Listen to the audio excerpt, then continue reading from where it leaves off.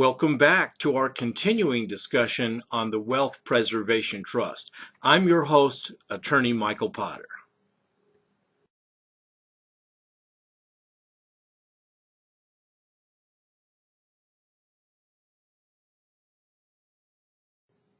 Now, in this segment 2 on the Wealth Preservation Trust, we're going to look a little more carefully at who the players are, how they interact, and what the trust can own. Now, let's begin looking at who the players are. The people who established the Wealth Preservation Trust are the founders. That would be you, or maybe you and a spouse. In the law, they're referred to as the grantors of the trust.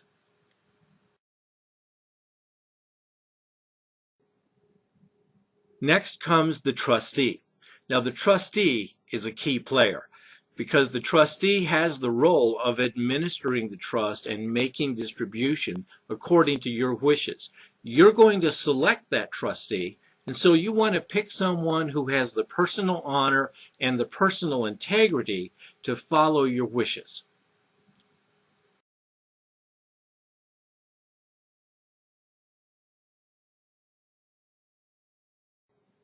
Now, of course, it's important that you pick a trustee who has the personal integrity not only to follow your instructions, but to keep in mind their fiduciary duty that they have to the beneficiaries of the trust.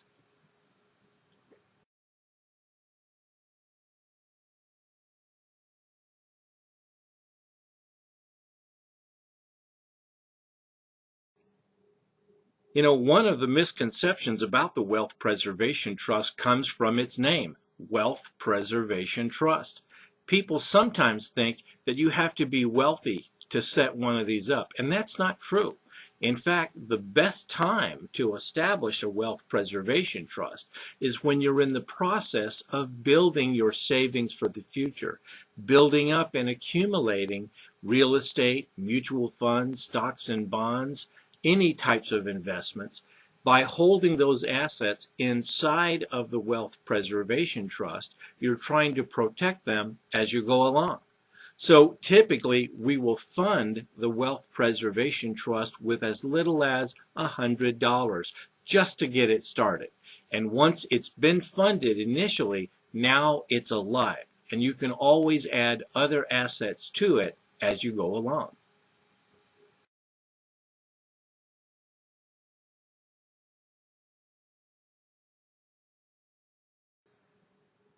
Now, as I travel around the country, I'm often asked if it's a good idea to have more than one trustee. And I do like that. In fact, I often suggest that you have a first choice and a second choice and even a third choice as trustee in case something happens to the first or second choice. In some cases, clients have established the Wealth Preservation Trust with their children as a board of trustees.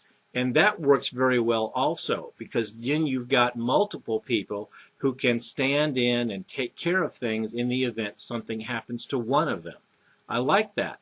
And using multiple trustees, either as a group or in succession, is a very good idea.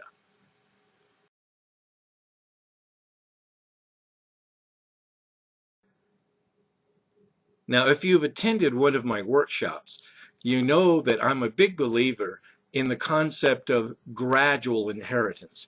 That is, that the beneficiaries don't receive everything from the trust all at once, but it's parceled out to them a little bit at a time over a long period of time.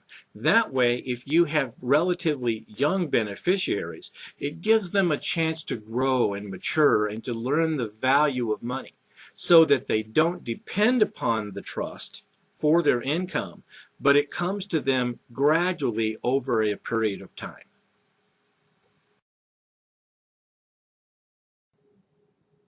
I also like the idea of establishing incentives inside of the Wealth Preservation Trust. Those incentives could be financial rewards tied to achievement. For example, you might have educational goals established for your children or your nephews and nieces. You might have community participation or church participation as part of your incentives. You might have business incentives such as establishing their own business enterprise and employing other people. You could have a variety of different kinds of incentives built into the trust to help your beneficiaries reach beyond themselves, reach for more, and to become more in line with your thinking, so that as they receive the rewards from the trust, they have been more of an achiever.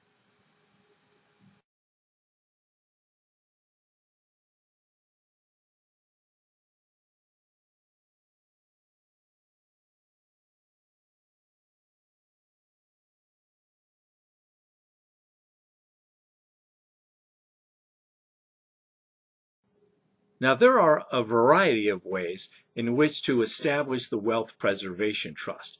I really like the idea of the trust being part of an overall integrated plan where your retirement planning, your estate planning, asset protection planning, as well as your business and investment planning can be integrated with the trust.